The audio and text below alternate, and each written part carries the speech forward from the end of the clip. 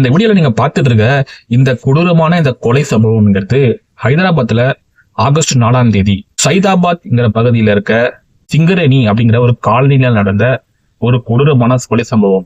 அகமது அமீர் அப்படிங்கிறவரும் சுமன்ங்கிறவனும் பாத்தீங்கன்னா ஒரே காலனியில எதிரெதிர் வீட்டுல வசிச்சுட்டு இருக்காங்க. இவங்களுக்கு மத்தியில பாத்தீங்கன்னா அடிக்கடி பணம் கொடுக்கற வாங்கல் ரீதியான தகராறும், அப்பப்போ இந்த கை கலப்பு, இந்த மாதிரியான சண்டைகளும் தொடர்ந்து நிகழ்ந்துகிட்டே இருந்திருக்கு.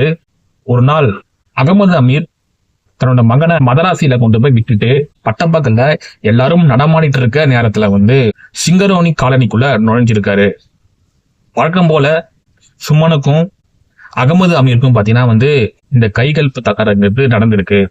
ஒரு கட்டத்துக்கு மேல கோபம் அடைஞ்ச சுமன் கையில இளநீ வெட்டத்துக்காக வச்சிருந்த அருவாளை எடுத்து சரமாரியா அகமது அமீரை வெட்ட ஆரம்பிச்சிருக்கான். இதை கண்ணுக்கு நேரா பார்த்துட்டு இருக்க அந்த சிங்காரேணி காலனியில் இருக்க அத்தனை மக்களும் பதட்டத்துல உறைஞ்சு போய் என்ன செய்து தெரியாம பார்த்துட்டு இருக்காங்க. யாருமே தடுத்து நிறுத்தல.